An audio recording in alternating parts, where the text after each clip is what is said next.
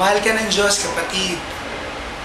Sabi ng Panginoong Jesucristo, gayon na lamang ang pag-ibig ng Diyos sa sanlibutan. Sa iyo yun. Kaya binigay niya ang kanyang bugtong na anak upang ang sino man sa kanya ay sumampalataya ay huwag mapahamak, kundi magkaroon ng buhay na walang hanggan.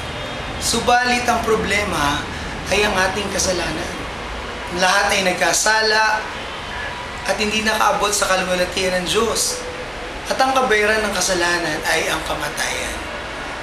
Mahal tayo ng Diyos, gusto tayong kupkupin ng Panginoon, ilapit sa Kanya. Subalit ang kasalanan po natin, ang kasalanan mo, ang naghihiwalay sa iyo sa Panginoon. Kaya hindi makakilos ang Diyos sa buhay mo. Sabi na Isaiah 59, hindi sarado ang tenga ng Diyos upang hindi ka marinig. Hindi maiksi ang kanyang kamay upang hindi ka niya maabot.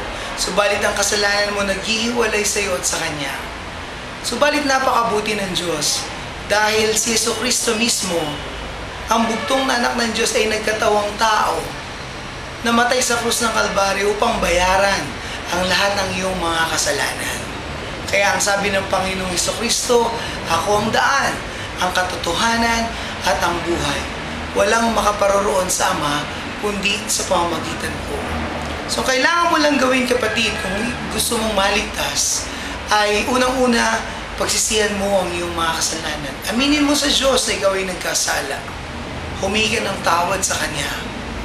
Pangalawa, manampalataya ka sa iyong puso na si Jesus ay namatay sa krus para sa iyong mga kasalanan. At pangatlo, tanggapin mo si Jesus bilang Panginoon at sariling tagapagligtas. Isuko mo ang buhay mo sa Kanya.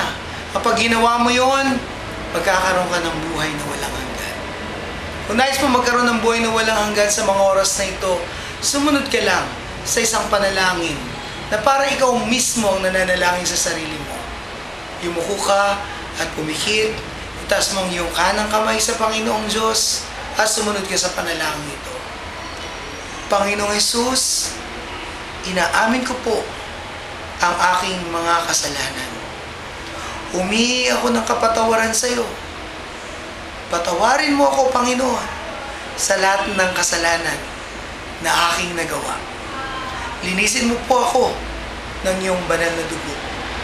Panginoong Jesus, nananampalataya po ako na namatay ka sa krus para sa aking mga kasalanan. Nabuhay kang magmuli at umakyat sa langit upang bigyan ako ng buhay na walang hanggan. Panginoong Jesus, inaanyayaan kita sa aking buhay.